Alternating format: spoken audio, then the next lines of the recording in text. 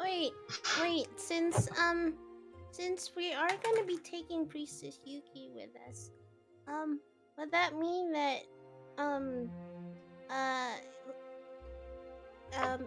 Miss Page will also go free? Miss Pate. Oh, the miscreant. Right. She can come with us as well. We can Assuming the law permits. we can escort her as well. If you prefer, I could have her walk into the jungle and walk till she walks no more. No, it's fine. We're acquaintances. As the part of the Inquisition, we will take her. As you wish. I will go and gather up Priestess Yuki and her, and bring them back to you. I'll also ensure that a cart with good horses are provided to get you to Stone's Throw quickly. Thank you. Okay, I'm gonna go and check on Summon really quick. And she's gonna quickly dismiss herself and just make a beeline towards shit, fuck. Kasrana. Kasrana, there we go. I'm saying. Are they staying in sight? You wouldn't have to go far to get to Kasrana, so. Kasrana! Right over here. It's yeah. Okay. So, Melody, you don't have to look hard. Kasrana is literally still just kind of like hiding behind the very protective tree, which is still just like flexing and seeming very pleased with itself. That kind of like stays like that for like a while. Actually, hold on. Yeah. Let me actually check how long that goes. I'm just gonna extinguish Phoenix Feather and flop against the wall here.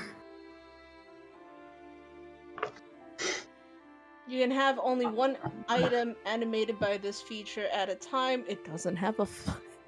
It should be up at the. Wait, it's not a spell. You talk about the It's duration. not a spell. No, this is a feature that I have. It says it said it lasts for an hour. Oh, for an hour. Okay. So for 1 hour, the flexing ficus will be. And then it just. It's so sad. It says that it stops living or something. Like the phrasing was just so dark. It was like, and then the light from its eyes extinguished after 1 hour. All right. So as you get over there, yeah, Kasrana is still kind of like just like clinging up against the tree. She looks terrified, by what she just saw.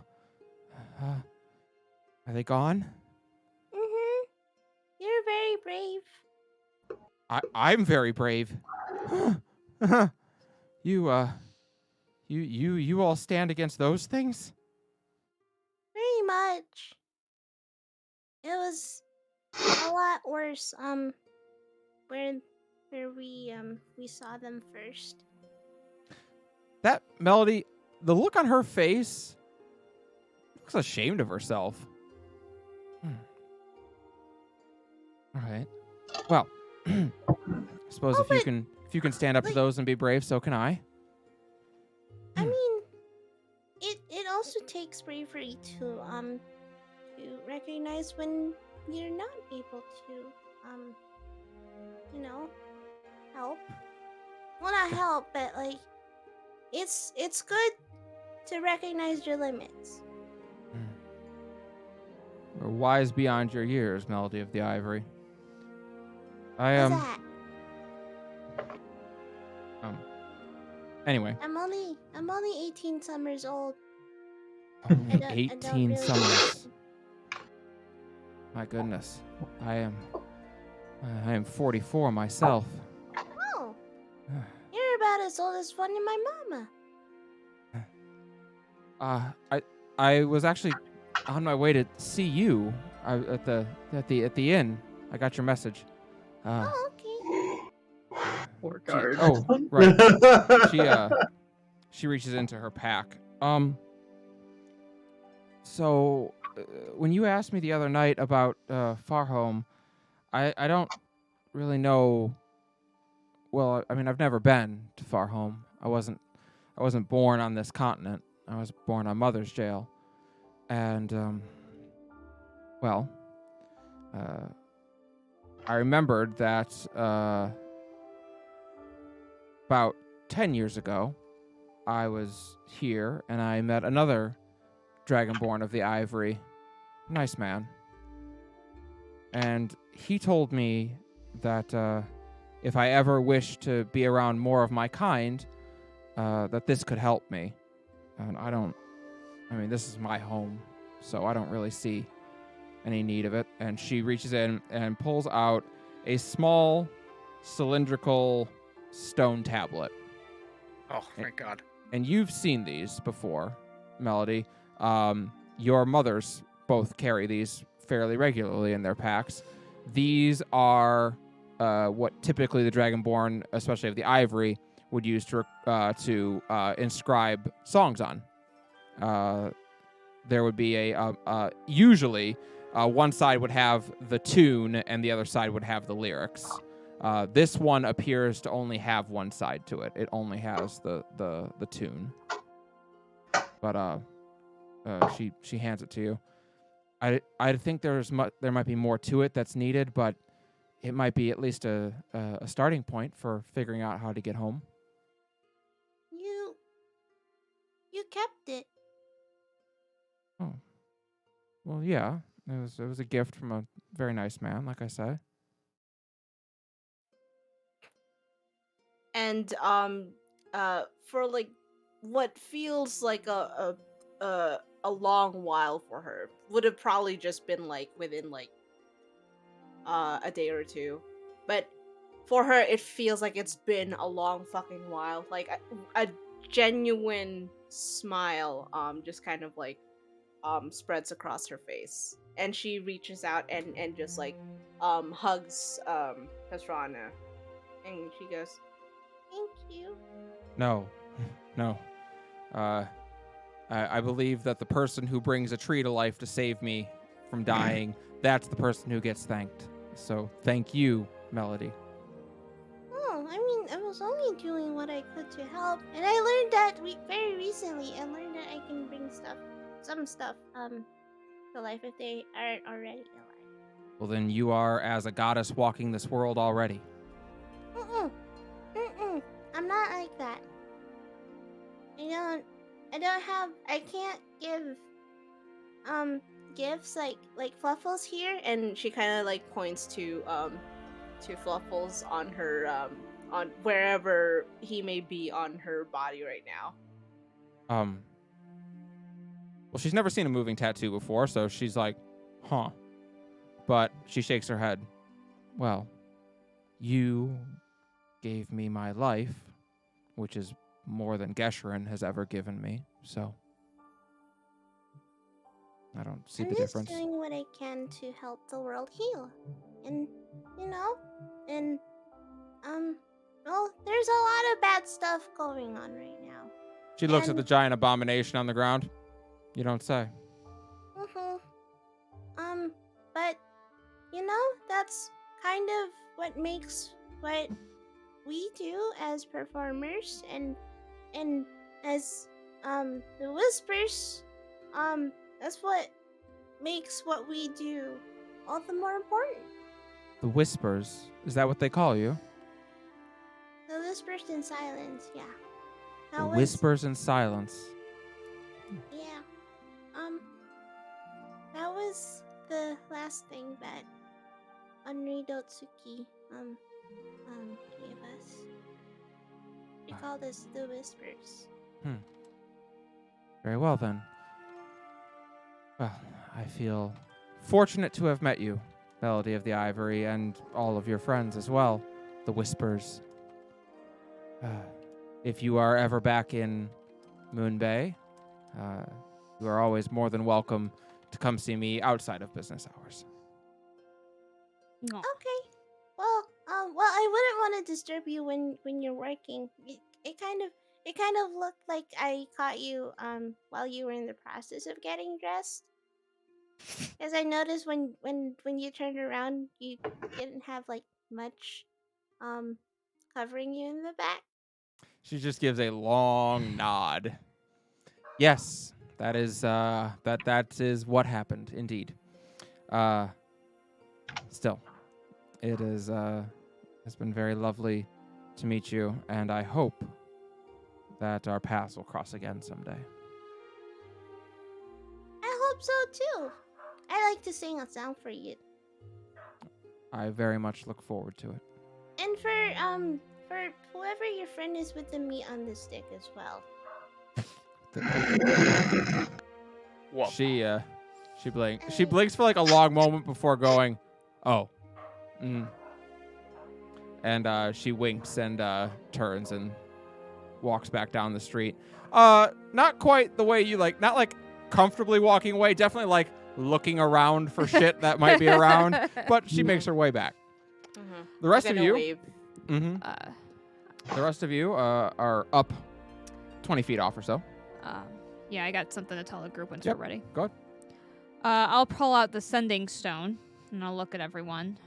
So, by duty of being Inquisitors, knowing that this goes to the Grand Inquisitor, I was talking with Cerberus yesterday, and, well, we're going to have to say something, I think.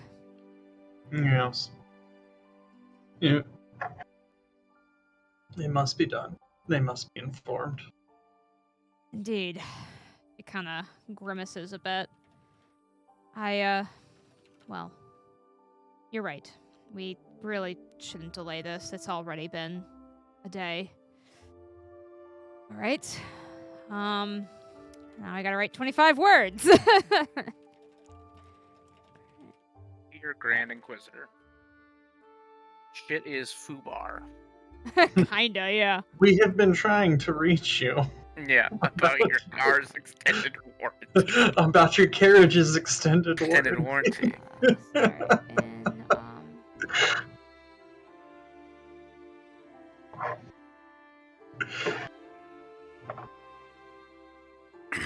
We'll try to act casual.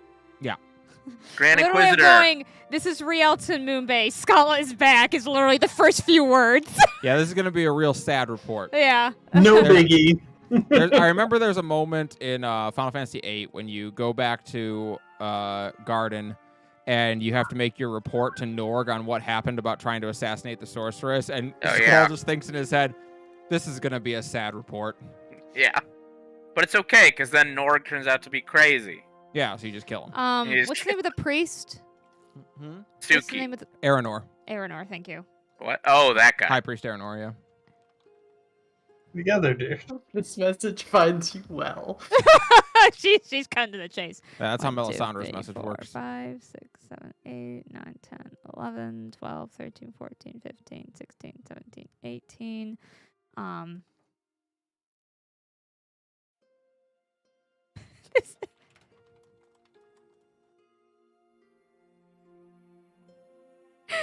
All right. I love my baby Rialta because she speaks so weirdly. Anyway, this is the message she sends. This is Rialta and Moonbay. Scala is back. Onredo is dead. Moonbay is under attack. Speak to Aranor. This is not a joke. Well, She looks at all of you. Any panic. I just look at all of you. Do you think he got the message? Well, We're gonna just find wait. out. Had all Drexel the just most- raise her eyebrow. I mean, I needed to make sure he knew I was Sort of serious, look right? away. oh. All right. Sending stone, yep. So the thing Certainly. there's a long, long pause before you hear a response. But it takes a moment, and you do hear it in High Inquisitor Hawthorne's voice. Yeah. Does just she hear it, or do we all hear it? I forget. I think I said that it's got speakerphone going Yeah, on, yeah. so you, Sending Yeah. you all can hear. We usually make sending stones have speaker phones. Yeah. I did not. No, that's I double checking. That's all. The response comes back. Understood. Proceed as ordered. She blinks at that. That seemed underwhelming. That went better than expected. Yes. Our orders were to go to Stone Sir, right? Your orders were to do what the Onredo told you to do, which is Oh, go to okay. Stone's Throw in that case. Yep, so we are heading to Stone's Throw. Well, once we get there, Yeah. we'll have to speak to Inquisitor Sunvale. I'm and sure- Guard. I'm sure that they will want a more detailed report. Yes. Eventually. he'll probably send a message to someone in Stone's Throw who will find a way to contact us, and He might be back in Stone's Throw for all you know. we don't know. Either way, That's where the Inquisition's based, right? either way, It is based out of a place called Lockheed's Vigilance. in worry Stone's Throw. not. I am very good at reports. In fact, I Yes. already have half of it documented here. Oh, Well done. don't show that to anyone, since we have to keep the existence of these fiends literally a complete secret. But, I use code words. It's fine. yeah, I About- see you called them friends. Well, I thought it'd be Instead of- funny because fiends, friends, added the R. No, I get it now. Certainly. You all make your way back to the inn where breakfast is provided for you. Very good breakfast, I will add. No t-shirt, though. There is no T-shirt available. Okay. That would be beneath this place. Right, But sure. the breakfast, however, is outstanding. They have eggs and toast, simple things prepared, and some slabs of ham and bacon. They also have something that you've never seen before. It is sort of like a it's not quite like the ice cream that you had, but it is a very sugary kind of sweet cream, but they've used fire on top of it to make it glass over on top. That's cool. Like toasty. Yes. Some sort of creme. Yes. Anyway, Rialto would like more bacon, please. More bacon is provided. Weirdly, for the heroes who just defeated the demons outside, they don't seem to worry about the price. Bizarre. No, that it would be weirdly for the heroes who just did that. You're still charged. Yeah. This is standard. Careful, It's everyone. We calm. do have quite a journey to make, so you don't want to overstuff yourself before. Melody is eyeing that cup of like dessert. Melody's about to get her first creme brulee. Melody, make sure you get your protein and any sort of fiber first. That's the most important thing for a morning meal. She can't fucking hear you. She is in her own world right now, just like looking Alright. down at this. Melody, you are also provided with a latte. Oh no. All right. Well, could be an That interesting is- journey at least. You know how like how some lizards just like open their jaw and then just Yeah.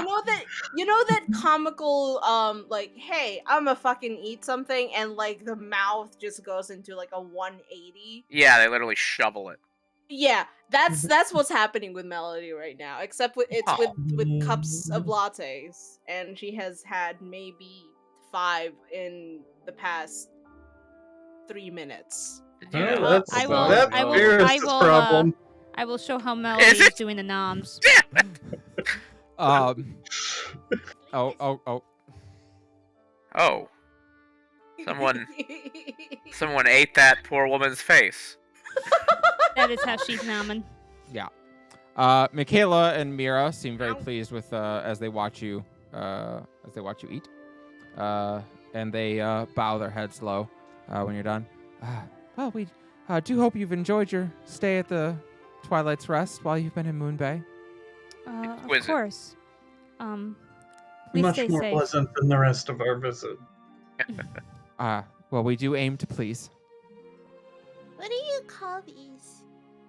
That? No, everything. Like, And she's kind of like pointing at the lattes, the creme brulee, the ice cream. they're not like appetizers or like main dishes and stuff.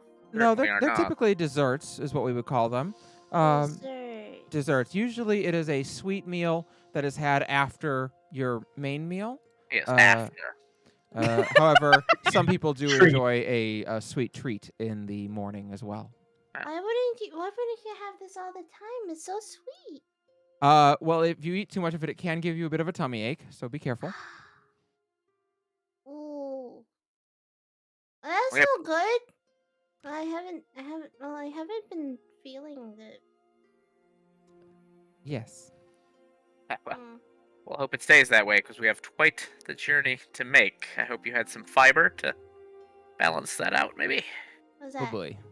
Would you like to have one of these wheat crackers? Very good for you. Melody isn't very particularly picky with her food. Like, in fact, for like the first time since coming back, uh, she looks like she's finally got her appetite back, which basically just means like she has eaten like a family-sized dinner by herself and is still eyeing the desserts and the pastries and everything with a very particular glint in her eye. Well, it's about a half hour after that when a carriage pulls up out front with two horses. One of them is kind of salt and pepper gray, and the other one's brown. And as you step outside, you see that they're not alone. Captain Alspeth is there, looking a little bit cleaned up, although still very rough from the morning. Standing next to her is a young girl, about 8 or 9 years old, which you recognize as Priestess Yuki. And on the other side of her is a woman with pink hair and golden highlights, who has her hands bound in front of her and a large black eye at the moment. Priestess Yuki, Miss Page. Oh, it's you. Oh, thank goodness. Oh, thank goodness. Hello again. These, see, What happened to your eye? Captain Alspeth glance over. She tried to correct me on what the definition of a vagabond is. Oh. She, Yeah, that sounds like her. A what? Callie gives a nod. As much as they are into grand architecture and delicious food in Moon Bay, they don't care much for vocabulary. Miss Page, I would suggest not irritating the captain any further. Yes, because You they also were- Yeah, go ahead. they also don't care much for withholding punishment from prisoners, which you still currently are. So She looks And, down at her bindings. You did break the law. yes, a couple Okay. of them. But Aren't you Ca- supposed to go to another place? yeah, I was gonna go to Roktala, and then I walked through the Viper's Eye Desert for a few days before realizing What? I didn't actually know where Roktala is. Funny So that. then I kept wandering because I didn't know how to not be in the Viper's Eye Desert anymore. And luckily, I kind of just stumbled into Moon Bay. But I figured since I was here anyway, how often do you get a chance to talk to the So daughter you of were an Onredo? trying to head north and west, and you ended up south and east. Well, as it turns out, it's harder navigating in a desert than I thought it was. Did you have a compass? If you don't know how. I did not have a compass. How did you Huh. Oh, Miss Page. All right. Uh, But yeah, I Sniff. just thought, how often do you get to talk to the daughter of an Onredo? Could it be a great section for my next book? And they told me that was illegal, and I told them, like, how can you place legality on art? Turns out they can. Yes, well, that's the whole point of laws. Since they apply pretty much everything. I'll sort of step up and be like, Vicky. I was going to say, like, I mean, you can write songs about stuff, but you can't write songs about everything. That's like the first thing they teach you. I see. or you The can. Captain Elspeth Brooks does give you the key, and she looks very pleased to do so. She is your problem now. We've It met. wouldn't be the first time. Mm-hmm. I have a feeling it won't be the last.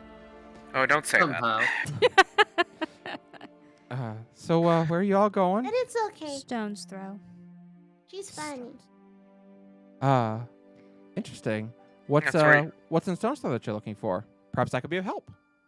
that. Oh, well, we plan to speak with some contacts about what's happened here, and Are any of them divine? no, Not because there, but if you accompany us, I'm sure we will give you a story I'm sure you will not find anywhere else. well, that's true. It's a And- super bummer you're not Click. voluntarily coming with us because, well, a lot of stuff had happened, and I was gonna write a song about it. So we can't quite figure out what rhymes with nails in its eyes. Melody, as you say that, she like picks you up. You don't know how she got that strong. She picks you up and sets you on the cart and sits down next to you with a book out and wants to start writing. Oh, Hey, How about that's we my sit her gimmick. in the cart? That's my endearing trait. That's true. Write it on your characterization. Captain Alspeth, meanwhile, looks to Yuki and smiles. All right, kiddo. I think this is as far as I go. I trust they'll get you to the Inquisitor safe and sound. We will. Yuki, we'll do it or die trying. I'll sort of tilt my head, indicating the axe. I hope we don't actually die. Cause Yuki, that'd be super bummer. Yes. Yuki kind of looks over at you all and nods before looking back to Captain Alspeth. We're gonna see each other again, right? At some point. Captain Alspeth seems to think about that for a moment, glancing back at the rough morning they've had in Moon Bay. Yeah, I'd stake my life on it. She nods, and then reaches up and hugs her. You get the sense that Captain Alspeth has been a guardian to Yuki for more than just the last few days. All right. Captain? Thank you all again for everything. I wish you could have seen Moon Bay at a better time. Seems like we were exactly where we needed to be, right when we needed to be there. To say the least of it. You the have our world- thanks. If the world wasn't in mortal peril, we'll be back. Hmm. Well, when you do come back, there will be a celebration for you. Oh, you don't need to do that. I insist. Farewell, then. Yes. Farewell, friend. May the blades against you glance off your armor. Better than they did this morning. Oh, she kind of winces. I'm sure you'll do better when I'm not looking. I'll give her a salute. She You get that second wind under your wings. she salutes you all in return. You are all able to mount up onto the cart and start off on the about a day-long journey to Stone's Throw. Woo! All right. Neat. So, you guys have about a day's travel. I do not have a combat encounter planned for the trip. Thank God. However, if there is That anything you random all encounter wanted to do, table out. if there's anything you all wanted to do on the way, you are welcome to do so. Okay. You guys mind if I talk? Take it away. Had one. All right. So, Rialto will go over to Caldana because she still took a big beating. And I did. Yeah. You will all be able to take a long rest throughout this trip, by the way. I know, but That's fine. it's part of the That's thing. fine. I got you. Anyway, she is gonna come up to you. I did not get a chance to look over your wounds. If you would like me to do so now. Probably a good idea. Okay. There's a lot of them. I noticed many scars. She will kind of get started, and then she's quiet at first, and then she will say, "So, how are you doing?" This is also the first you all have noticed that there's not a tiefling with her. That's true. Yeah, we wouldn't have Mm-hmm. in universe. I haven't doesn't seem like she's here. No, she left early. Did she say where she was going? Hold on, I'm gonna pull up the note because I don't want to say the wrong thing. That's fine.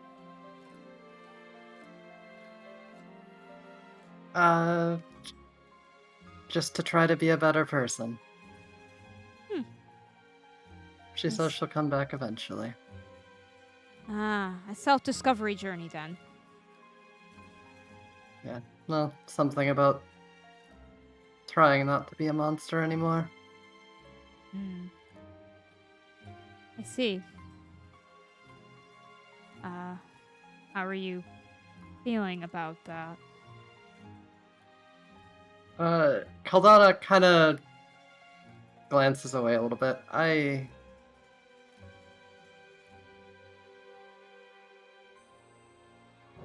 It hurts more than I thought it would. Yes, that does happen. I know it was a bit of a shock who she was and everything, but, I can tell you cared for her. I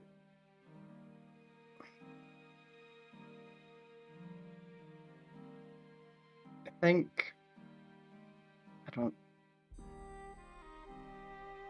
I don't know if I've ever cared for anyone this much in, I suppose, either of my lives.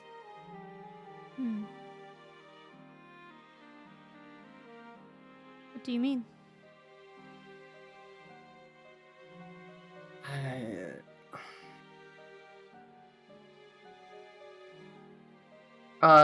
Just gonna just reach into like the very bottom of her pack. She like packed a note between a bunch of other shit to keep it safe. She's gonna hand you the note that she was given. Let me see if I can make it so you can Does see it that. end with all my love or something? It does end with love. Yeah. Can you see that? No. No. Alright, wait, memento.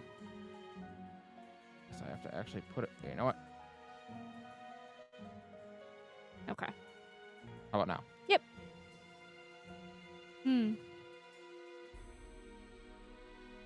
I see she is appreciative and remorseful and with love. I don't really know what that means.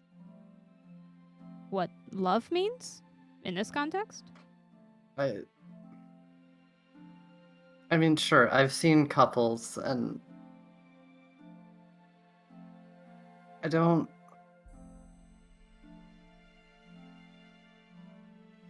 know if that's what I'm feeling. I don't know what it feels like to.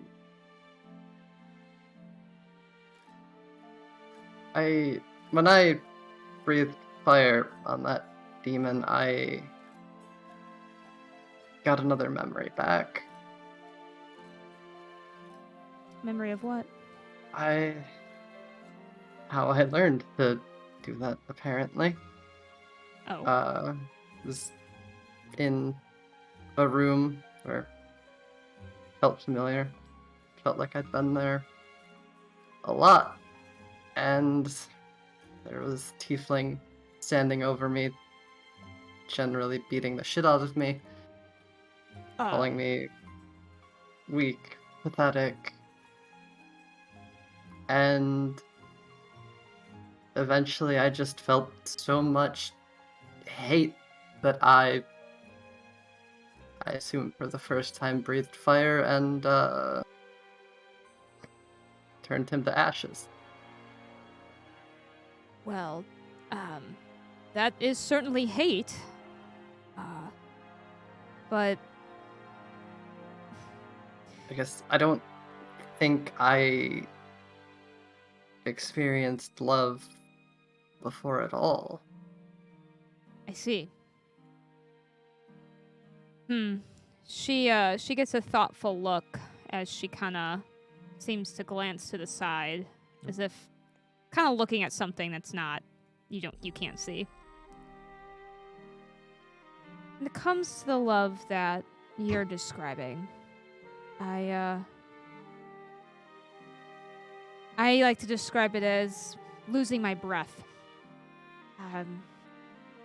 Thinking, being around that person, your parasympathetic systems. I mean, the things that you breathe, heartbeat, things that happen automatically in your body. They like to stop working. Kelly, how do tieflings blush? Pink. Oh, that's cute. Yeah, Aw. she kind of blushes a little bit. Oh. Yes, the blood rushing to your face, it's another symptom. It's a really annoying symptom of love, actually. It's my least favorite one. Also, thoughts completely consumed on the person. Very hard to focus on anything at all. I suppose in your case, you didn't really have a choice of your thoughts being consumed as she was in your thoughts. How does that work? She seems to be thinking to herself about that. It was strange, but I kind of miss it. Yes, being separated from the person can sometimes feel like losing a part of yourself. Like a gaping hole in my chest. Precisely. And not the one that does a stab wound. No. Much more metaphorical and in some ways more painful. You expect someone to hurt you when they want to attack you. You don't expect someone you care about to hurt you. So it hurts a lot more.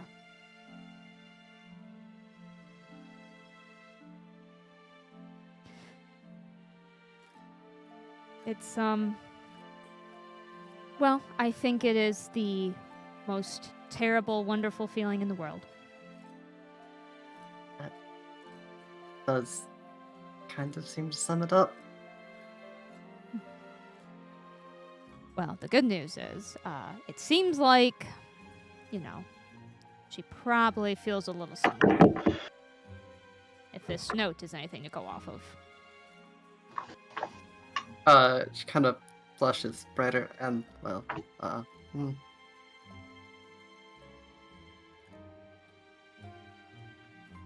I'm assuming Rialto was up when she came into the, hotel this morning. Oh yeah. Yeah, you definitely all got to see Caldana doing the walk of shame. And, well, seems like you were with her all night. Yeah, until whenever she left, at least. That is a whole other thing altogether. Bodies are weird. Fascinating, but weird.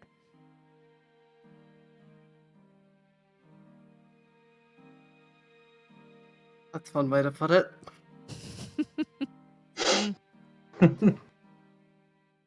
I can't help but say, however, as a dread demon of lust, so to speak, I can't imagine that such things are difficult for her.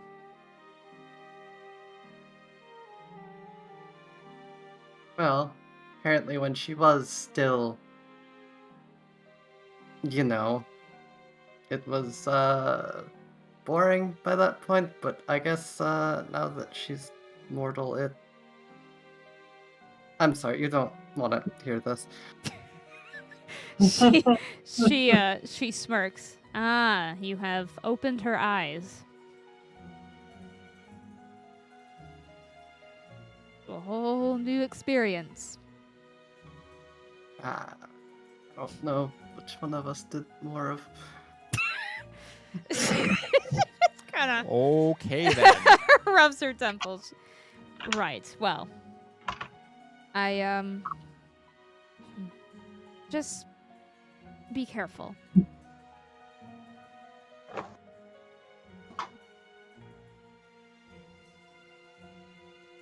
It's Well. easy to get hurt. Conversation. The two of you are converse about this as you kind of trail along behind, so you have some privacy. It is a peaceful trip to Stone's Throw. There's really, for the first time in a while, it's just calm and quiet. Even knowing what is going on in the world, in this little part of Terrasen, looking to the north, you can see in the distance the beginnings of the Viper's Eye Desert. Brux, it's a similar sight for you, one you know well. Even in Cerberus, far to the south, when the plains are just flat enough, you can even see some of the treetops of the God's Grasp way off in the south, and you realize how close to home you are as well right now. Closest you've been since your journey began. But after a night's rest, the next morning, you arrive in Stone's Throw. Means I need to move you over to...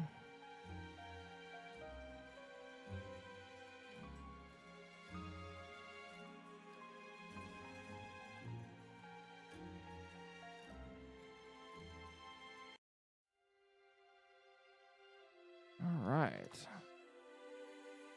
Can you all see? I can. Okay. Excellent.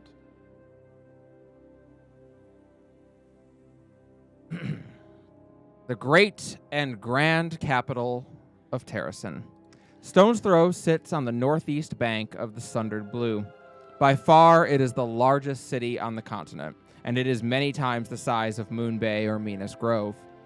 The walled-off city proper only encompasses a portion of the entire capital. Inside the walls, the castle keep resides. In times long ago, it was the highest seat of power on Terrasen, home to the many kings of the humans. Today, it serves as the meeting chambers for the Council of Terrasen, the highest ruling body. Various administration buildings, as well as the barracks, training academy, and hundreds of homes for soldiers also reside within these walls. Outside the walls is a different story. As far as the eye can see, there are homes, shops, forges, markets, theaters, temples, and guard outposts. There are 4 major districts that comprise Stone's Throw. First is the District of Creation, home to the Dragon's Breath Forge, which myths say is a massive forge the size of a mountain. Reality is seldom so kind. In fact, the Dragon's Breath Forge would be more accurately described as forges.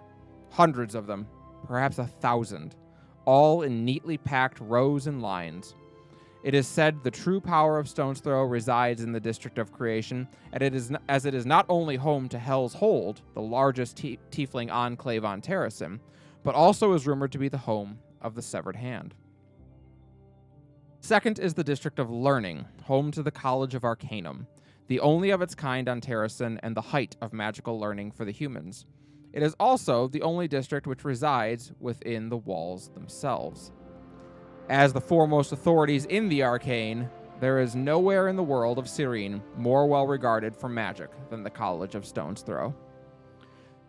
The third is the District of Culture, and here it is well known that while it does boast some of the wealthiest families in Stone's Throw, its power lies in that the main headquarters of Lockheed's Inquisition lies here.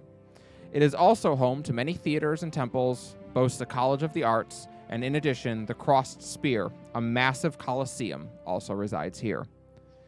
The final is the District of Diplomacy, and it serves as home to embassies from not just the other cities on Terrasen, but representatives from the other continents of the world.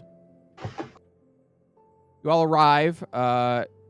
Most people who arrive in Stone's Throw usually come in through the District of Creation or the District of Culture. However, you've all arrived on the road from Moon Bay, which actually brings you kind of in through the back way near the District of Learning, with the daughter of the Onrado and a set of Inquisitor's badges. It is not particularly difficult to get into the city proper. But welcome to Stone's Throw. Players, where would you like to go and what would you like to do? Well, I think- Where specifically were we supposed to deliver? Well, first I think we need To to wrap Sunvale. up Sunvale, yeah. Mm-hmm. Do we Okay, know where he is? Well, he's an Inquisitor, so it would be Lockheed's fair to Vigilance? say we could try There. Lockheed's Vigil, and if It would he make instead sense. lives somewhere else, we can just ask them. I think that's a fair observation. Let us do that. Fair enough. As we walk past, I will stop and look at the magic school and sort of sigh. Did you go there? I wanted to. So the College of Arcanum, indeed, is off to your left. And really, like most colleges, it's actually a number of buildings, not just one simple university building. There is a main university building that's kind of tucked into the back. That is this building here. However, there is also a massive library right here, a number of small magical academies that serve as training grounds and specified places for different types of magic. And then there is a shrine here that it is believed that the School of Divination uses. Ooh. Fancy. So as you walk by, the college area is very busy. There are lots of people wandering about, people running from class to class, and those coming from across the way to from their dorms to attend course. But you make your way by the District of Learning and out through the Red Gate, which takes you first into the District of Diplomacy. And now, as you exit out this kind of main section, this walled-off section, you see what Stone's Throw really is like. To say that the walled-off section is not particularly representative of Stone's Throw would be to say the least of it. It is either those who are wealthy enough and able enough to attend the district of the College of Arcanum, or it is soldiers or people who work in the castle. Is basically everyone who's inside of the walls here. Outside, there are so many people. You have never seen this many people in your life.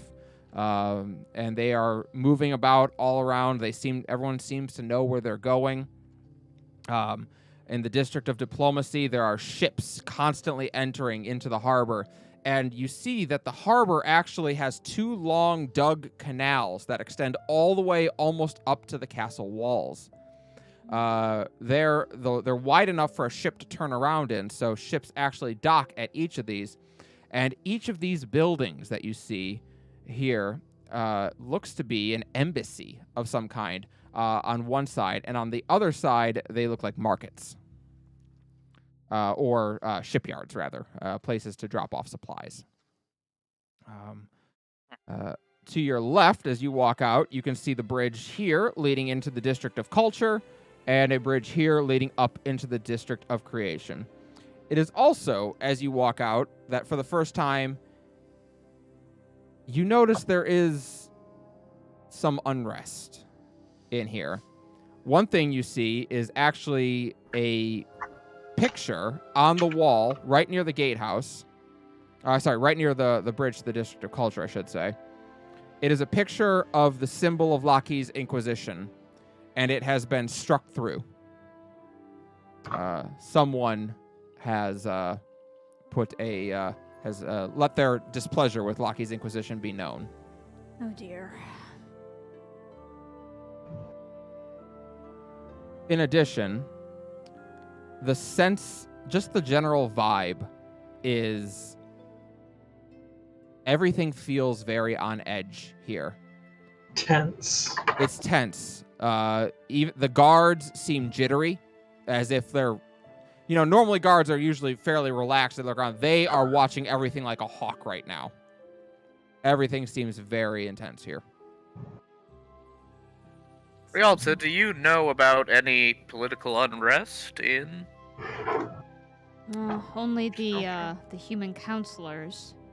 Yeah. Recently died, Well, and also the that council replacements. before.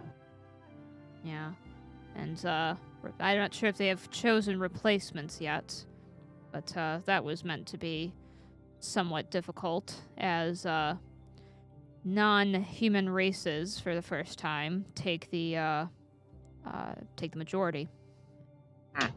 As far as anything affecting Lockheed's Haven, well, I do know that unfortunately word of what happened to the 3rd human counselor by a demon spread around. So that could be partially what's happening here, but I don't know if anything else has happened. We've been away Inquisition from is- some news for a minute.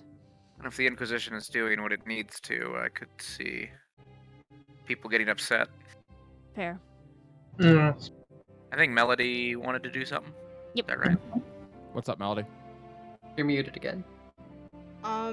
She's going to kind of find like a good spot for like a soapbox type of deal, and she's gonna bring out Dragon Song and take a deep breath and just sing. Fair enough. Go ahead and make a performance check for me. Come from afar to help spread the word and keep hope alive in you. Think of all the dreams you keep in your heart. Let it grow, let it shine, let it show. This is a nice simple tune, and she's Mhm. just gonna keep repeating that for a little bit. Make a performance check for me.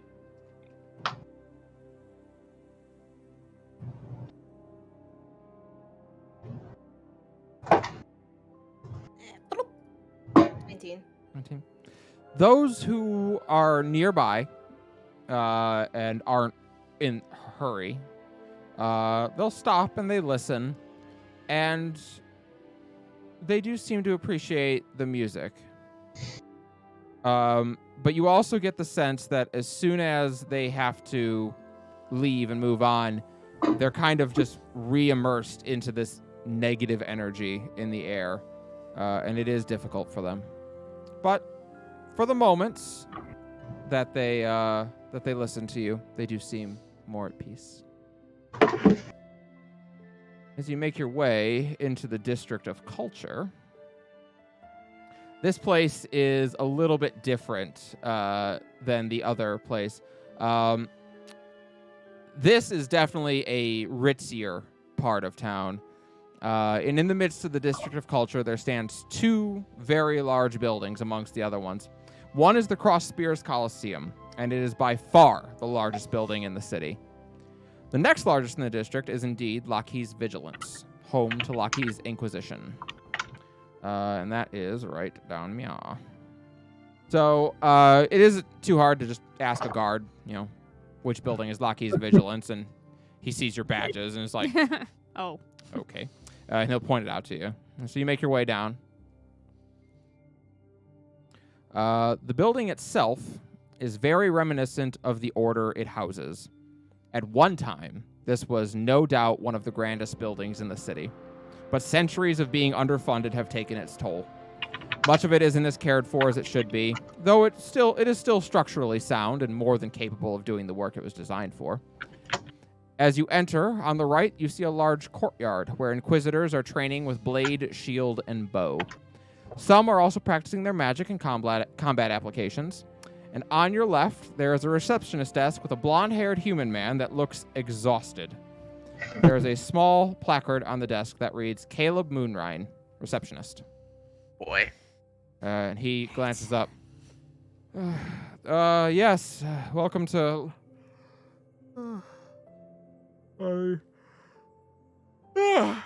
sorry. My apologies. Goodness gracious. Welcome to Lockheed's Vigilance. Deputy Inquisitors? I don't believe I know you. Hi, I'm Melody. Hello, Melody. I'm Caleb.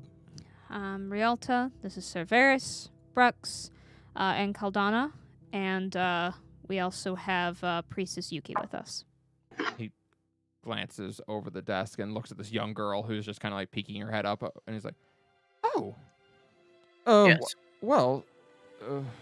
Welcome, Priestess Yuki. Pardon my confusion. I believed that you were supposed to be in Moon Bay." We have brought her here to speak with Inquisitor Sunvale.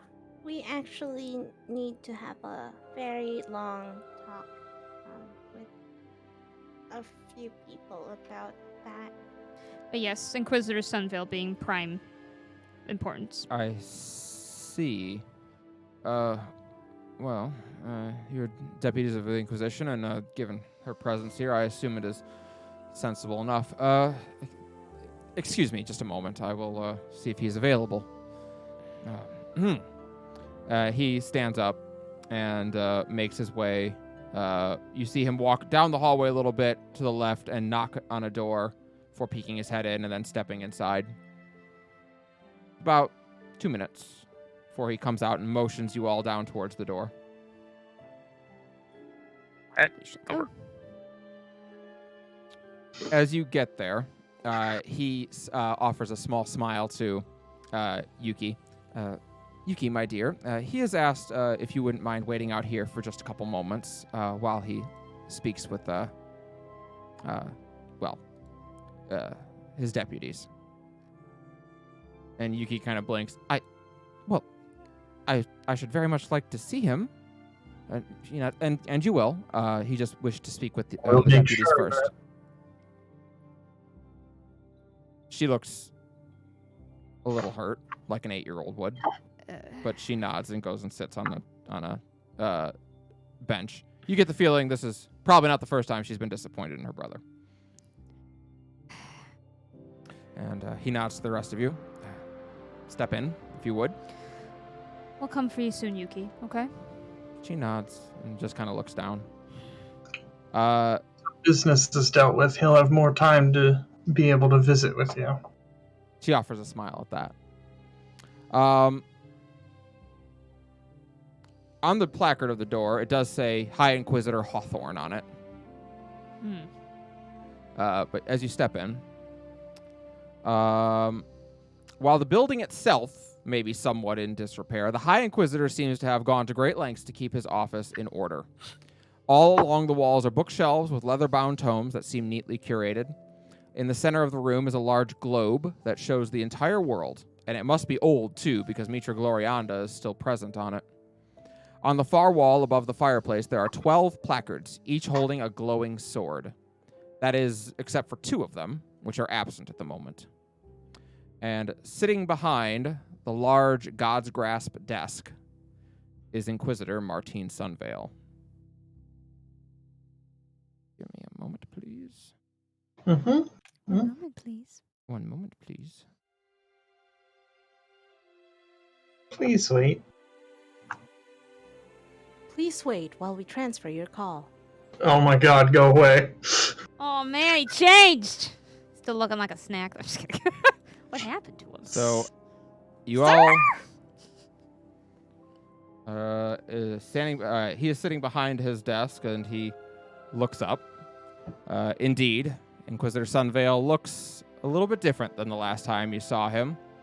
Most notably, he has 2 massive scars that look like claw marks down the front of his face. His left eye has been gouged and now remains just a milky white. He is blind in that eye. I was half right. The wounds on his face appear fresh, also, as though they just happened moments ago. He looks up. Oh. Well, it is good to see you again, my deputies, although I sense your presence here cannot mean good things. Melody is going to march up to him and just like loom over him while she takes his face in her claws and just kind of like pull him close to kind of like inspect the wounds and go like, What did I say? Oh, He nods. Please give the man some space. I am afraid injury in the line of duty is something that is a concern to all Inquisitors. How are you healing? Martine. What? How am I healing? The wound will never heal, unfortunately, such as the nature of fiendish wounds. But you got the better of it. We did, Waffles. eventually. It did not go as well as I would have liked in the Haven, I'm afraid. He gives a very apologetic look over to Caldana. we discovered that a number of tieflings there were still practicing blood magic, or hiding those who were. And when we went to arrest them, many others in the haven were unwilling to allow that. And it came to a very difficult moment. Even the matriarch was not able to talk them down. He looks kind of pained. What do you mean? What happened? I mean, there was a fight, a large one, in Lockheed's Haven. They summoned a fiend inside of it. No. There was, Rashaya attempted to protect the matriarch, but she was cut down almost immediately.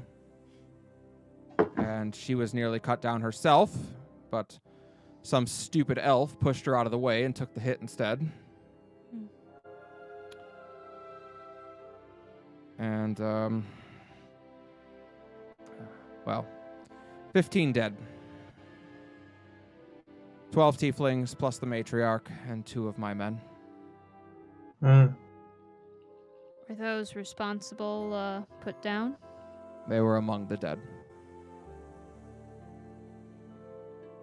After that, Matriarch Rashaya took command of the situation, and as I understand it, peace is slowly being restored to the area.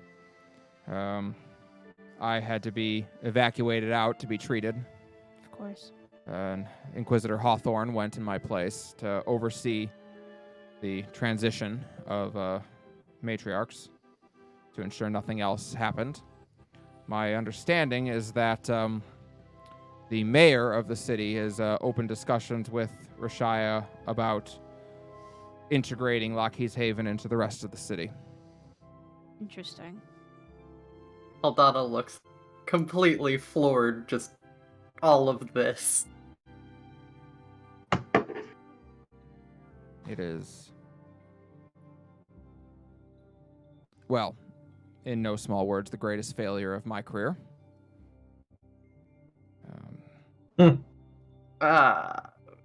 Well, We I might think we have you top even that. there. And we only just started, and, well, there's really no easy way to say this, Inquisitor Sunvale. He gets a look on his face of, oh boy, and he leans back to prepare himself. Please, Scala's back. I'm sorry. Scala She's is not bad. dead. Are we? Caldana speaks true, and, Stop. Scala, Yes. the Yeah. dread Yep. demon of hatred. yes. Yes.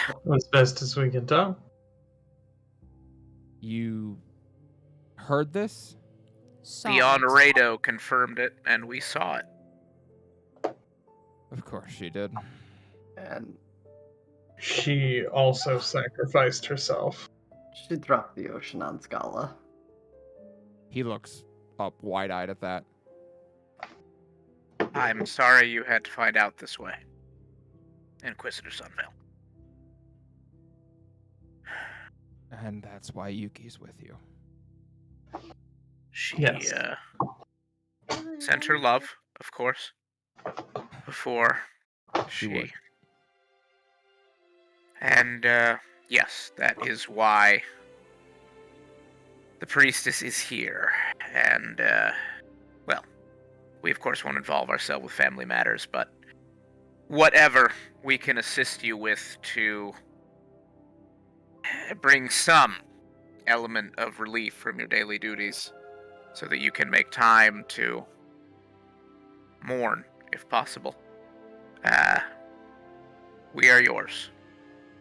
He puts his elbows on his desk and just kind of rests his face in his hands for a moment as he tries to process. you can see as he's thinking, the scars, indeed, they look so fresh. They aren't bleeding, but they look like they were just carved into his face.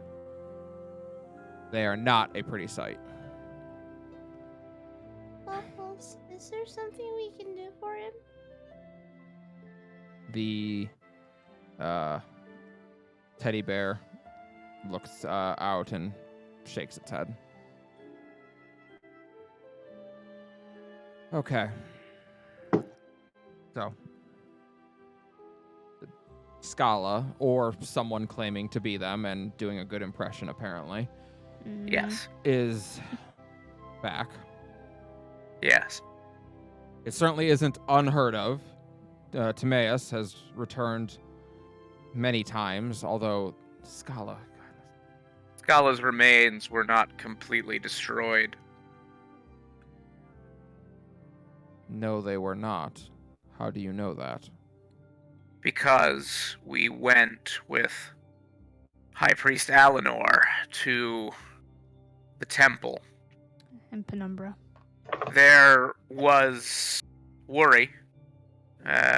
We went there to assist, and indeed it turned out that the High Priest himself was channeling the divine presence of Penumbra in an effort to keep the demon at bay.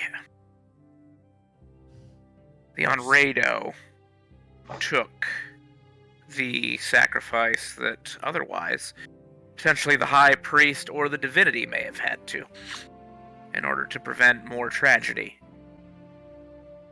But there was a man there, if you can call him that, some sort of priest. He was looking for a specific artifact. A jewel. A star, as he called it. The Morning Star. It, Yeah. Or, sorry, the Evening I Star. was gonna say, I think it's the Evening Star. thankfully, that is gone. it's destroyed. But other things happened, and I believe Scala has managed to retain or regain some element of her power. She was quite strong. Well, she vaporized the guy that almost killed us all, so there was that. Yes.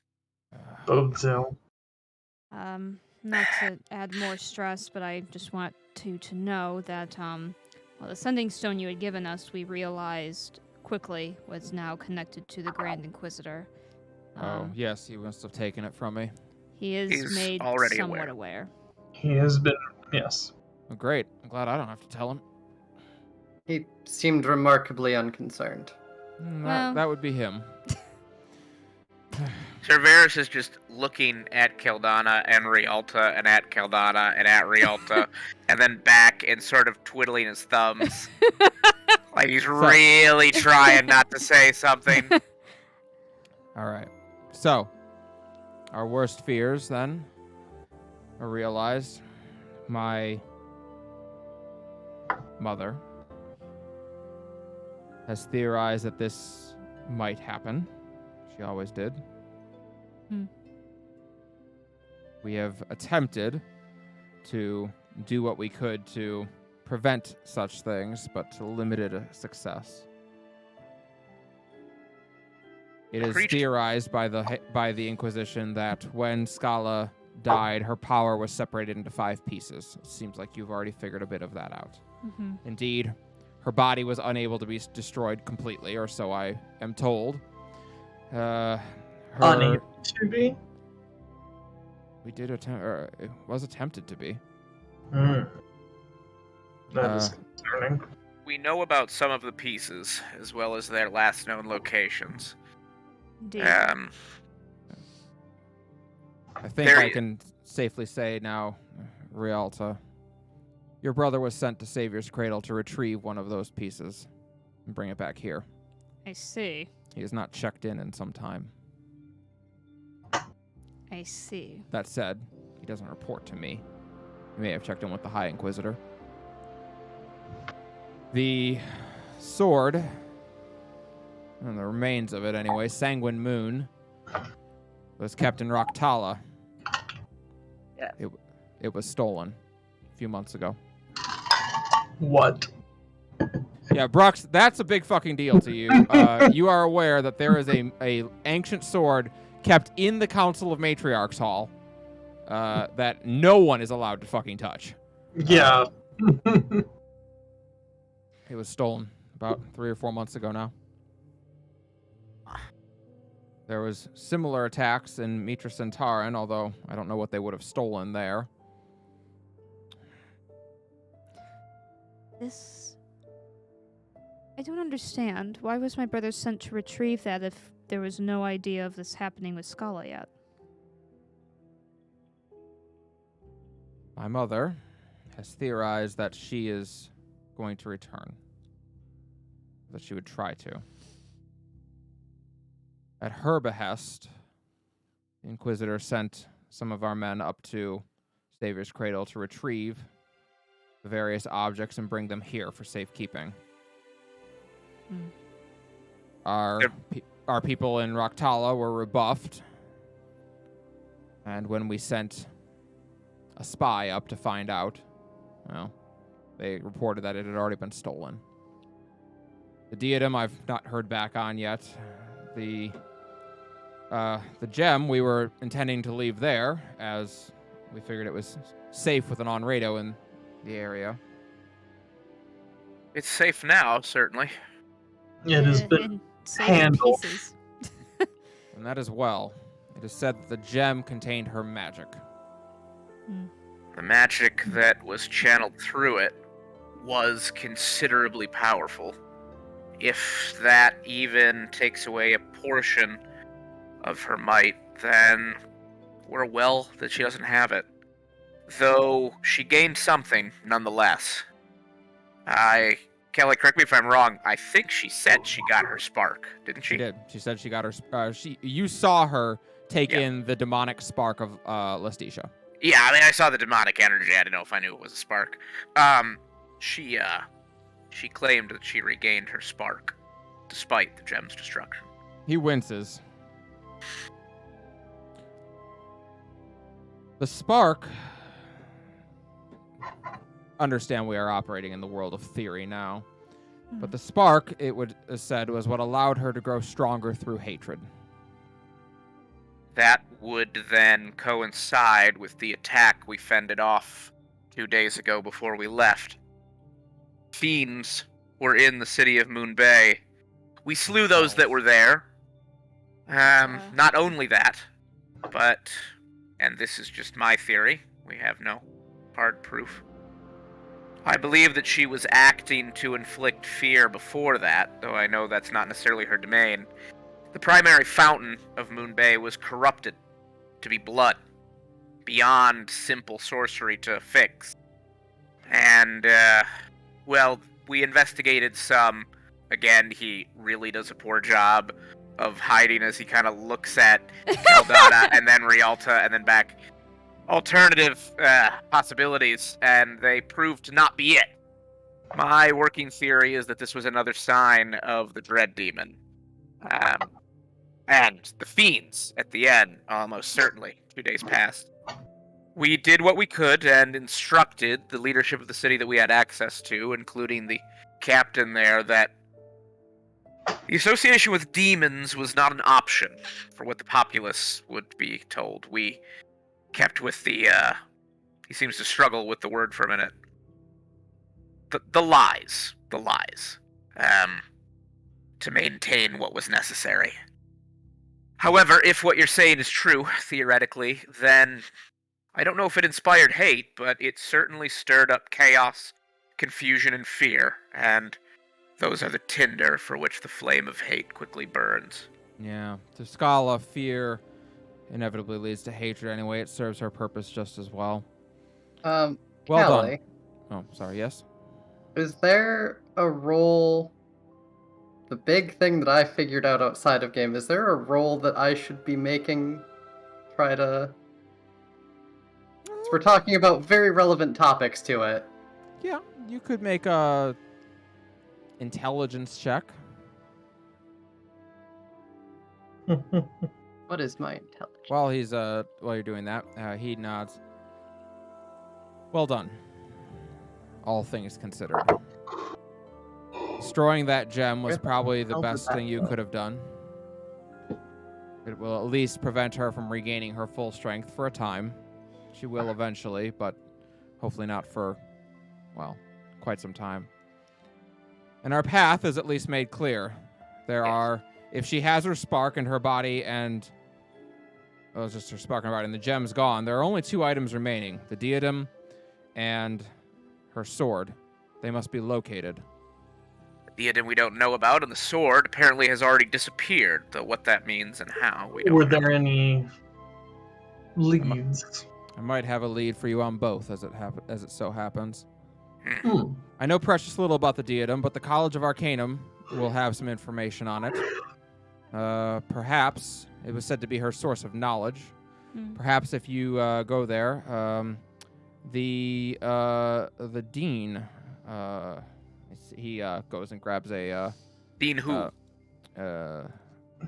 he goes and grabs a scroll out of his thing, out of I his just need desk. I need to know his last name because first name I don't want to introduce myself that way to him. Seems rude.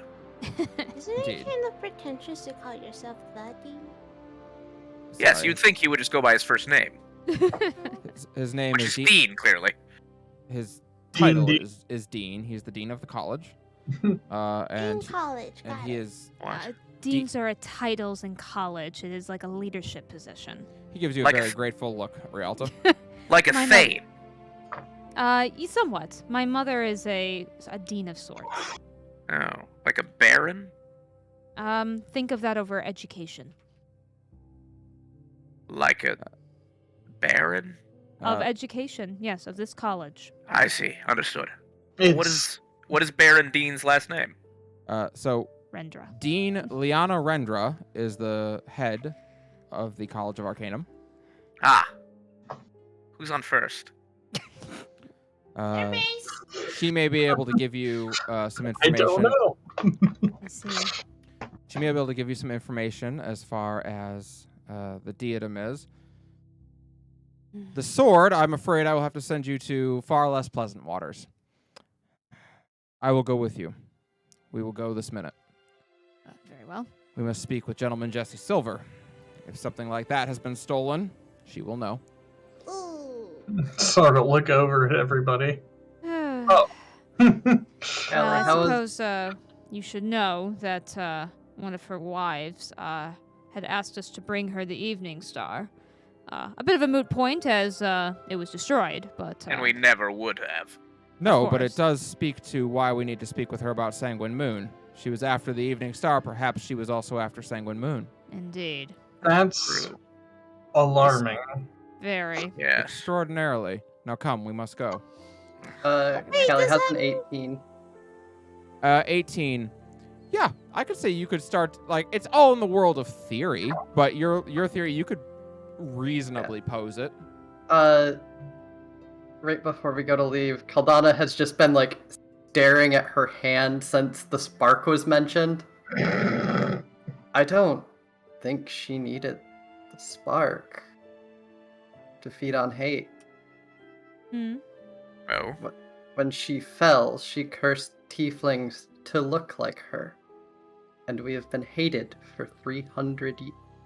700 No, years. 700 years. Thank you. For 700 years. He gives you a look at that and glances down. Is that Scala. possible? It is well documented that in the era before Scala, tieflings came in all different shades and colors and types and sizes. And ever since her death, well, they all bear striking similarities to her. Would such a focused, pervasive, and strong feeling of hate be able to possibly allow someone to survive a blow from a deity? It is fear which allows Timaeus to return. I can't say for sure, Caldana, but it is possible. Write that down. Now come, we must. If we find ourselves in the Onredo Temple again, might be worth looking into. Indeed. We make for the Petrified Weasel. Let's go. The Oh, what? It is where We've Jesse heard Silver- this name before. You have heard of this place before. Well, two of us have. As we step out in the hallway, Yuki stands up immediately, and he gets a look of, oh, right. Martine, she needs you. And she freaks the fuck out when she sees his face. What happened to you?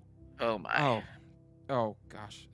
He reaches down into his pack, and you see him pull out a half mask that he places over his face. That's what I said. And he Calm her kneels down. down. She reaches up and tears it off his face and just looks over the wounds. What happened? And he I'm Yuki. Hey, I'm okay. And she does not look convinced. And he gives a very reproachful look at you all. The Petrified Weasel is in the District of Creation, just beyond the Great Goats Bazaar. If you go there, ask for gentleman Jesse Silver. You'll be allowed to meet her. Wait, did you say the Great Goat? Yes, the Great Goats Bazaar is just on the northeast side, right near the Dragon's Breath Forge. Praise be to God! Right. He looks confused. Don't We- ask. We have our duty to do, Martine, and you have yours. We'll come back successful. I believe you. He looks grateful. Step inside, Yuki. Let's get caught up. And he Wait. What? Before you go. And she's gonna bound over to both Martine and Yuki and just pull both of them into a big hug. One arm for each Sunveil. And go, We owe your mother our lives. Yeah. Martine Sunveil kind of gives like a half smile at that. Yuki is not okay right now. And she rips away from you and runs inside of the room. He rubs his face. Sorry. She'll be all right. No, it's fine. And I'd be upset too if We'll get going. he bows and makes his way back in to try and console his sister. Well, let us try to manage this gentleman Jesse Silver ourselves, I suppose. Right. Into the Viper's Den. Without Ah. boots. Indeed. Let's just try to not cause any rift Step for on right it. now. Yeah, for right now. Perhaps you should do the talking, Rialta. I'll try. Not sure if I'm as charismatic as some other people here. The District of Creation is... If you thought the District of Diplomacy right outside the gates was tense, the District of Creation is a powder keg. People are already shouting at each other. You can hear guards talking about how there have been riots every night as soon as the sun goes down for the last week, which they have been having more and more difficulty putting down. But you're able to make your way over there. There are, you see at one point a tiefling standing on a large crate and basically yelling out to another group of tieflings and saying, "For the first time in our history, we won fairly. We get elected to our positions, and they're still trying to keep it from us. They don't want us here unless we live under their boots." Oh dear. The tieflings all look like they agree, and they're all cheering. Not good. But you make your way through the Great Goats Bazaar. You cannot figure out why it's called that. There's Are there not. any goats? There are no goats, nor are there any goat motif in it. Crazy. Weird. It's difficult to understand quite why, without asking why it is called that. But you make your way down, and on the other side of the Great Goats Bazaar, Tucked far back in the District of Creation, right in between Hell's Hold and the Great Goat's Bazaar, sits the Petrified Weasel. The massive tavern appears centuries old, possibly dating as far back as the time of Scala. Unlike many other buildings of this style, it does not call itself an inn, and it does not have any signs soliciting rooms for sale. The building itself is 2 stories with a thatched roof that looks recently replaced. Frosted glass windows obscure the insides save for light and shadow, and sitting above the oaken door on a mantel is a statue of a weasel. Inside is a rowdy atmosphere, and one gets the impression they would not do well to patronize the Petrified Weasel if they don't know their way around a blade. All around, people are drinking, playing cards, some are using illicit substances, and even though there are uniformed guards in here, they don't seem to be paying it any mind. On the stage, 2 elven girls are dancing, while a human girl plays a guitar. Interestingly, there are no stairs that you can see leading up to the 2nd floor, but there is a balcony overhead extending out a little over the room, with 2 doors leading into a room that you can't see. Right. Well, I will go up to the bar, I guess. Make your way over to the bar.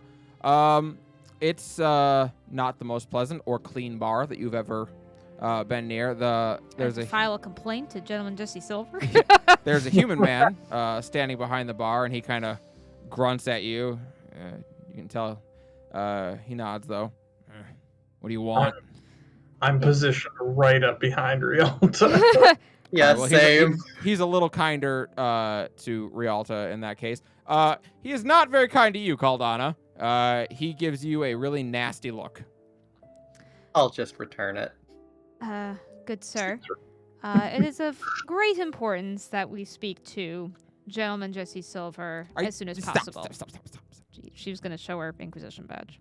Oh, no. All right, well, I'll tell you what. You take your pet Scalaborn outside, and we'll talk about it. No, she stays. She's with us. Is she? And they are tiefling. Oh, well, excuse me. I didn't realize they were letting she-devils into the Inquisition these days. Where's Gentleman Jesse Silver? Of course, officer. If you want to find her, out the door, around the corner, knock on the door on the back. Just knock? Thank you. Oh, they'll want to know what you want with her, but that's how you get to her. Very well. Let's go. Reverse will hang back so that he's walking in the back to see if anyone follows them and then follow along. Mm-hmm. Go ahead and make a perception check for me. Sure.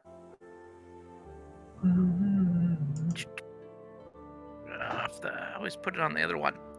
Silly me. Apologies. Here it is. Perception.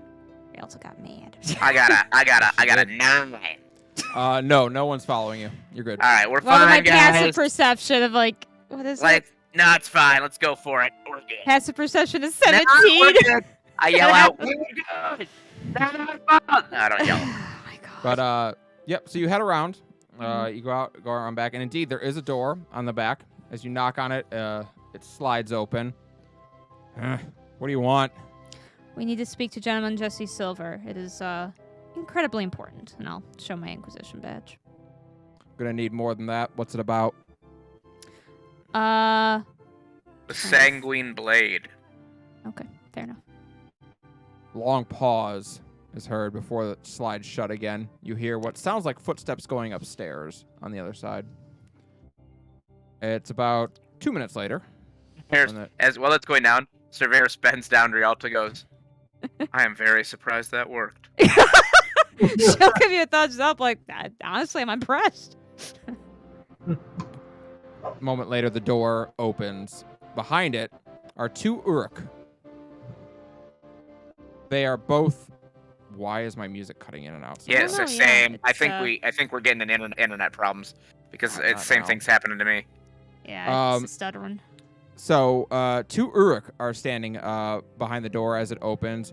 Brux, they do both have tattooing all over their body, but both of them have brands of Insidiae on them. Oh. One of them kind of glances at you and seems to look around for that similar brand. Doesn't see it, though. Cerberus tries really They're also- hard. They're very Not confused to at all look the at you, spiderweb Brux. tattooing. Because he Yeah, doesn't you want to know. make it seem like he thinks you know them. It's your business. So you make your way up the stairs. Caldana, as you pass by, one of them puts a hand on your shoulder and then just lets you pass. As you enter the office, it is lavishly decorated, in sharp contrast to the less than working class accommodations below. Grand portraits line the walls, and the scent of incense hangs in the air. Beautiful men and women are spread across the room, all different races present. In the back, a human man lays next to an Uruk woman, while dancing on a pedestal to the right is perhaps the most beautiful elven woman any of you have ever lay eyes upon. Even a tiefling is in the room, currently sprawled out across a leather couch and looking more like a piece of art than a person. A fine rug is laid out near the door, and sitting behind an ornate marble desk is gentleman Jesse Silver. She wears a beautiful crimson red suit with a black blouse beneath it, and has long, straight, jet black hair with brilliant blue eyes. A long, thin cigar rests between her fingers, and she puts on a large smile as you enter. Welcome to Stone's Throw, everybody. Yes, most of the people in this room are naked. Oh, okay. I thought maybe there was- Please, enter. Come in. Close the door behind you. I'll enter Yeah. at the back of everyone, I'll watching enter. our backs. Well, you do all cut quite the imposing image. I see why Sunvale likes you so much. You certainly have your information sources. More than you can imagine. Very well. Then you know why we're here. I do. Only one reason that you would be. Either to hand me over the gem, which you don't have, or tell me that you lost it. I shattered it. Well, that is well better than the alternative indeed. Oh, Amara. What am I going to do with her? Send her one simple job. Hire the lot of you to get me the gem. What does she do? Waits 3 days. 3 days to see how she can best make it work for her instead first. Pity. I don't like being betrayed by my wives. Well, either way, that one's out, and it seems you hold an interest in such items. I do. More accurately, I hold an interest in preventing someone else from having such items. Mm-hmm. Remarkably well informed. You do not get to be in my position without being well informed. I suppose not. Do you know where the blade is? I do. Is it in your possession? It is. I see. What do you intend to do with it, What is gentleman our? Jesse Silver? What is your next step? Yes. Well, my intention had been to destroy it, but with all methodologies that I've tried, every expert I've employed, I can't. Hmm. It is, as far as we can tell, invulnerable. So what now? I must figure out how to destroy the invulnerable. I cannot allow Scala to return. Hmm. At least Agreed that we on agree on. We agree on more than you possibly realize, Rialto. Very well. In that case, then, perhaps there is something that we could figure out to destroy such an item. Perhaps. I may know how to do it, though even my, well, significant resources don't extend beyond the Soren mountain range, unfortunately. And you need something from beyond there. No, I need you to take it beyond there. Isn't there a volcano there? There is. Okay. Scala's wrath lies beyond there, where it is said the fires are hotter than hell itself. There, it may be able to destroy it.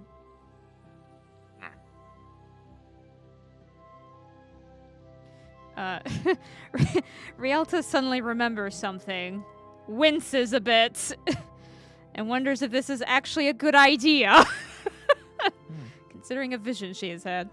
But she will, furrow her brow. What methods have you all tried already? Just about everything I can imagine. I had some of the best mages at the College of Arcanum sling their strongest magic at it. I had the men of the Dragon's Breath Forge try to melt it down. I went to the Colosseum and had some of the strongest try to destroy it with a hammer. Everything I have attempted so far doesn't even leave a mark on it. Do we know what it's made out of? Cerberus seems very surprised, I would say, is what his face looks like. Are you surprised, Knight? Yes, Why? because I am going to offer to do a quest for Gentleman Jesse Silver. He You puts have on a certain humongous smile. reputation. Indeed. I would not have let you in if I didn't know you would. This is, well, of utmost importance. Fortunately for me, just as much as the rest of the world. What good is being the most powerful woman in the world if the dread demon of hatred returns and takes it from you? There is a cold and calculating logic to that. Well, in all fairness, the Severed Suppose we Hand could was work. founded to destroy Scala. We may as well live up to our name once more. It is only then, by the way, as she lifts her right hand that you can see that her hand is missing. She doesn't have a right hand, only a left. I suppose we can live with mutual self-interest. Indeed. Carmen felt much the same way. He spoke to her. Ah. That's Yeah, how I know so much about all of you. She works for me. I see. Very well. Oh, I don't mean to sully her good reputation. She works for Lockie's Inquisition, which works for me. On that note, all of you work for me anyway. Your partner threatened her. Amara, indeed. She is, well, a conniving woman in any way. Is or Yes. was? Was. That was fast. Well, what can I say? My wife does not care for me being betrayed either. Do you, Odile? At that, someone appears next to the desk that you did not see. She has a spectral blade in her hand, and she herself is a ghost. Or at least she looks like one. Oh, God. And she smiles and nods her head. She's also wearing, even as a ghost, she is wearing a wedding ring. My first wife. Till death do us part. Apparently. Not as it turns out. Odile smirks at that, and she turns invisible again.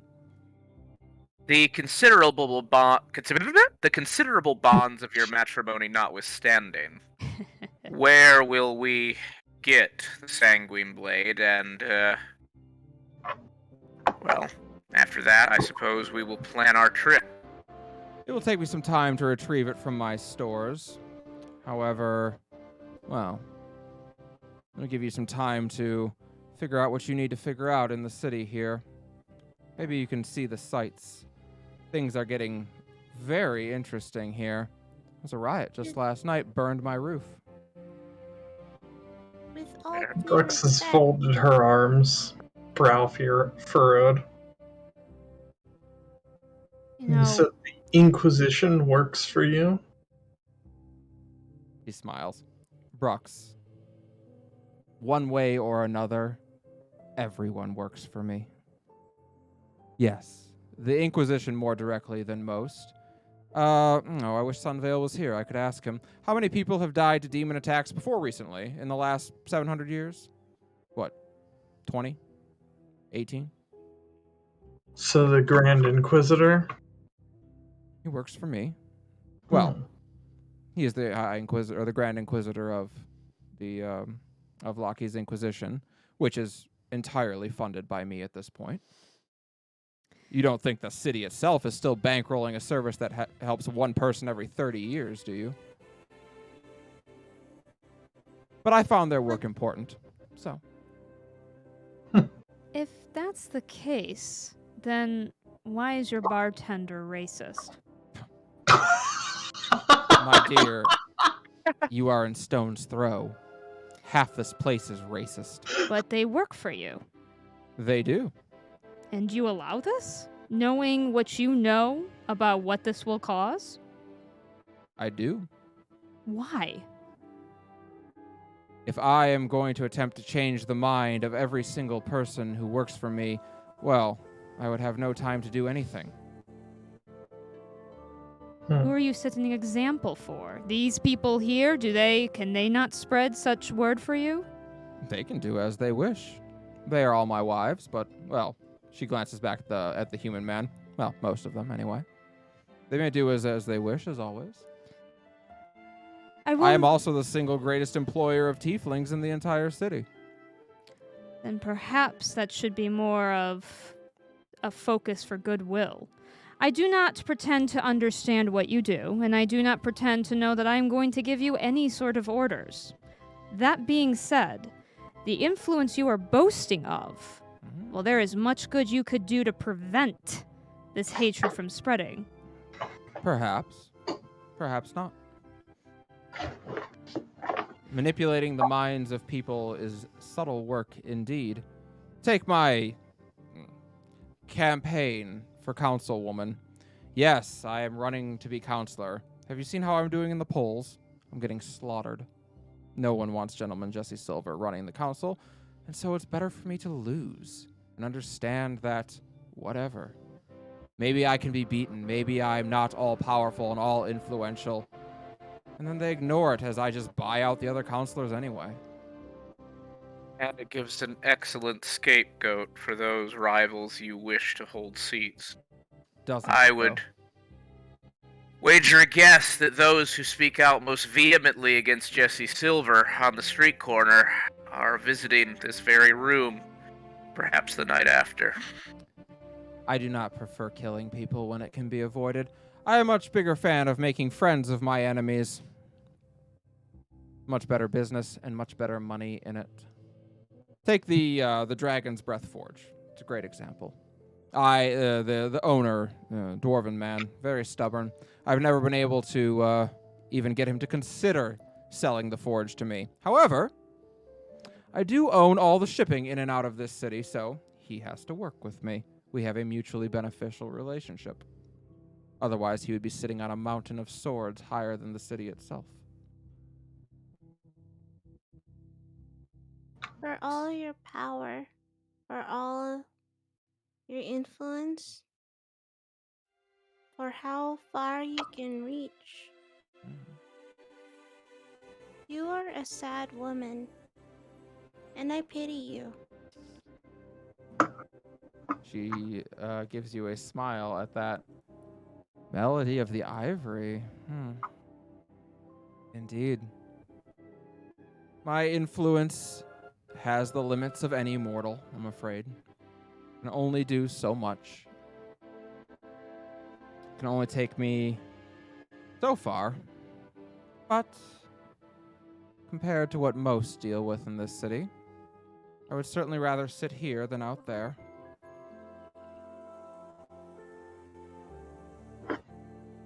How many Thanks. days to get the sword? 3. I don't Return have it, here? I don't have it stashed in the city. No, certainly not here.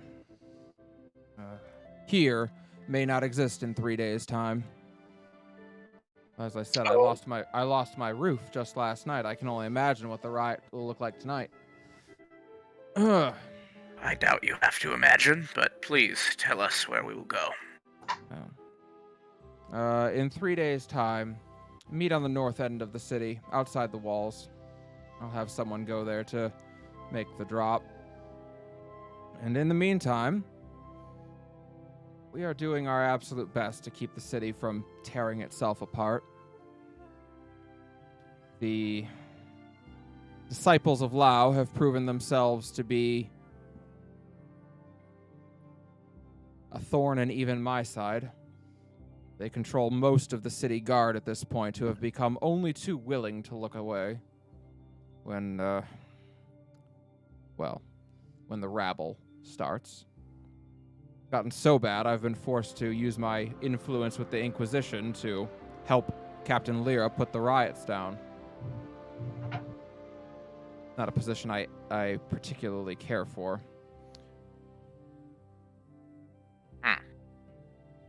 Don't tell Huh? Inquisitor Sunvale who he works for. I think it might break the poor boy. After all, I Melody got him just his kind job. of-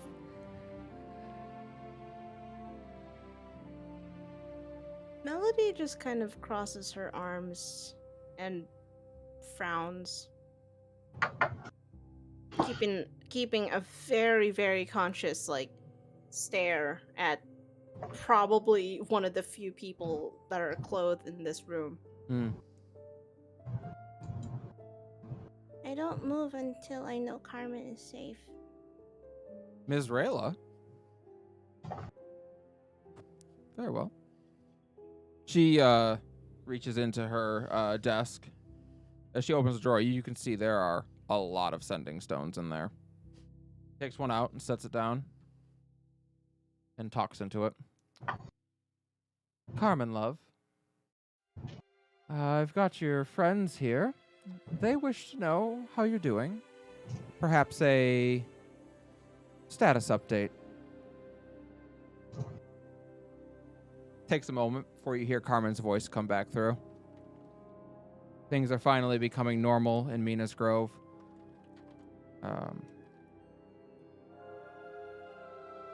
Tell Melody Melisandre is okay.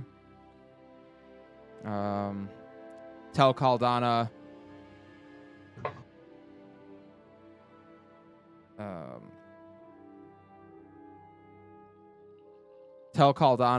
Tiefling's integrating into city. She looks up then. Satisfied?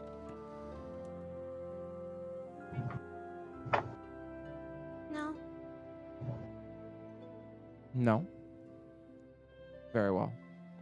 You can't please them all, I suppose. But if there's anything I can do for any of you, please don't hesitate to ask. You are, after all, helping me out. I would be happy to give... Oh, yes, your good work with the gem. I believe I owe you all some money. Let's see, what did she offer you for the gem? I don't have 3,000 money. gold pieces. 3,000. Well, destroyed is as good as retrieved in my case. She goes in and fishes around for some sacks of coin. 3,000 for the destruction of the gem, and I'll pay you another 3,000 in advance for the destruction of the sword. 6,000 in total. Here you go. I mean, Rialta's gonna take the money unless somebody stops her. She's very pragmatic. Yeah, Caldana's not going to. You're Caldana hot, has had cupcake. kind of a calculating look on her face the whole time until she was caught off guard by tieflings integrating into city. 4 inspo for you, Sir Varys, by the way, from Varys' Secret Love. I'm in. She nods. Oh no, Scala's giving Varys inspiration now. She nods and glances over at you, Caldana. And what about you, little she-devil? Where do you stand?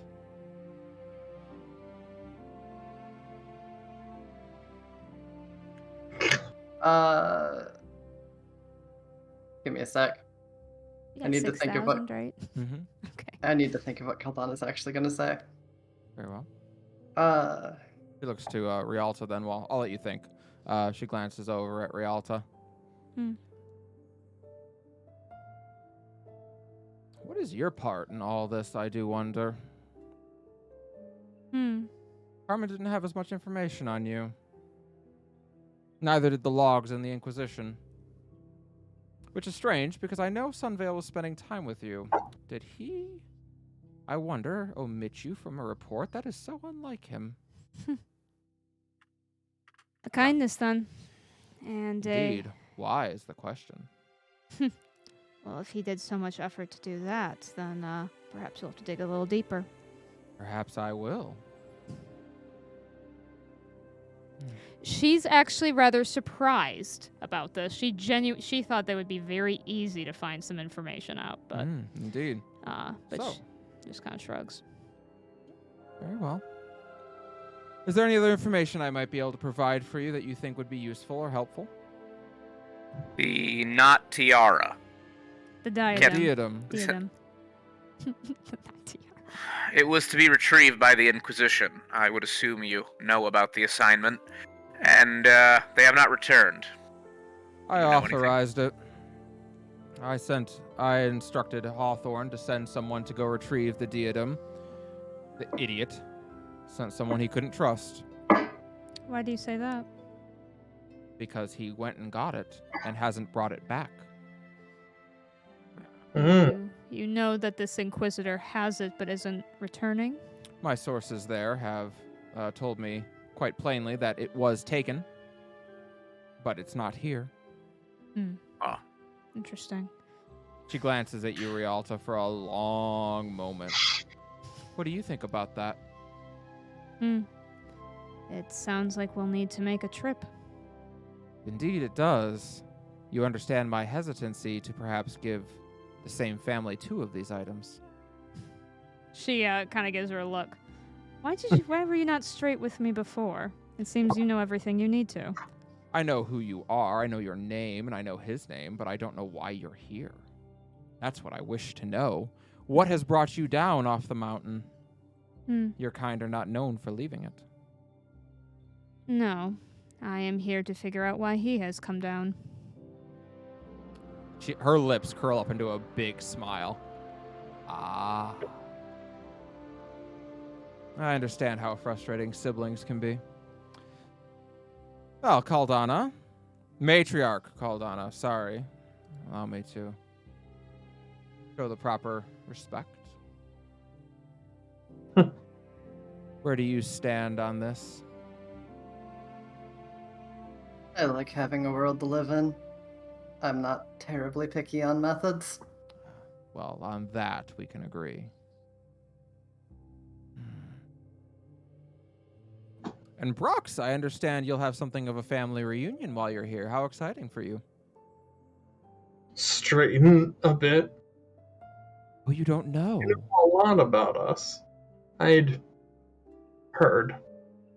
Oh, no, I don't know as much as you might think. It's just I happened to see the list of graduates from the College of Arcanum, and one of them's last name was Bruxborn. I merely made an assumption. In the first? Hmm? When? When did I see this, or when are they graduating? When was this? Well, when I heard you were coming into town, so it was just yesterday that I checked. Sort of stares off into the distance above her head. Excuse me. Half the teachers in the college work for me, so.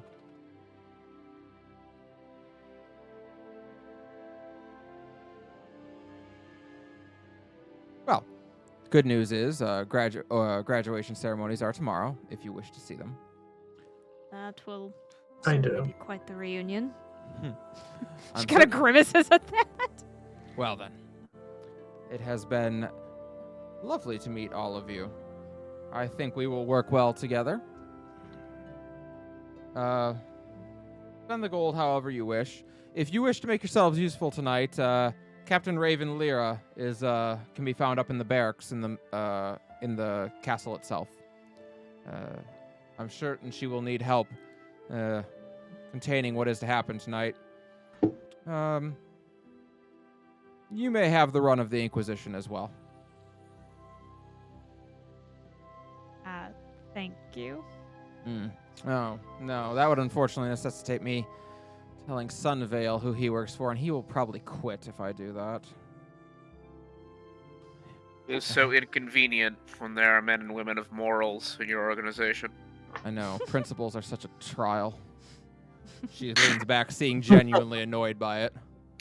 Regardless, I kind of shrugged at Ferris. Like, is she weird? regardless, we appreciate the information, Gentleman Jesse Silver, and I think we will find, however short-lived it may be, this mutual arrangement to be beneficial to the world at large.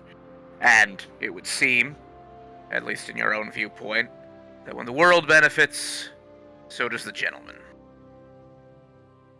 You know, I do not wish you to think too horribly of me. Indeed, I am not a good person. Make no mistake. I am not what you would call a hero. Certainly not a... What is it you're calling yourselves? Blessed by the goddesses, I believe it was that Carmen said. I suppose she hasn't heard the updated name yet. No, although I do hope it's better than that one. You can put down in your records and spread as you wish. We are the Whispers in Silence. That is a poetic name. Interesting. Well, did you know, a few hundred years ago, there was a tiefling woman. She was a member of the Severed Hand for quite a time, actually. She ran a series of brothels down here until they turned her into a dread demon. Aldana has gone completely rigid. But, interestingly, for all the terrible things that she did, and they were many and numerous, well, she did more for tieflings in this city than, well, anyone besides me, to be frank. But, sometimes the law does not work for anyone but who it's designed to work for. And sometimes you have to go around it. And that's a great risk, a great trial, and it frequently ends with you being dead. So I don't do it for free. Now get out. Well, we will hear from your contact in a few days then. You will. If you need any help, don't talk to the bartender downstairs. As you say, he's a bit of an asshole.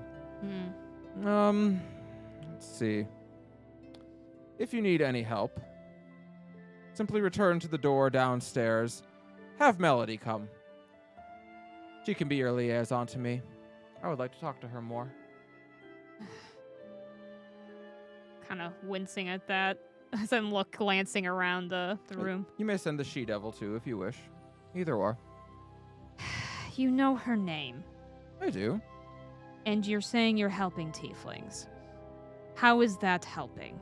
Very well. Caldana Aristotter. Thank you. It's got to start with one person. Cerberus reaches out and gently puts a hand on Rialta's shoulder. Rialta, Fine. some creatures react according to their nature.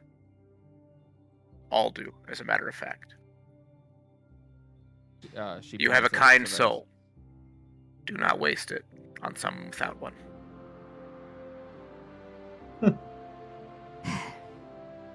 Well, that is all?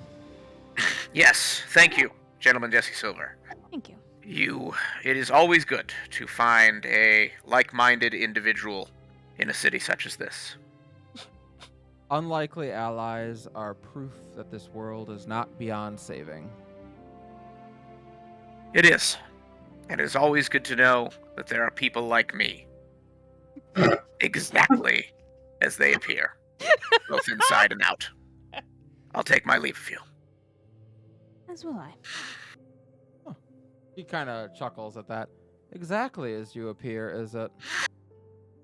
Interesting. We'll see.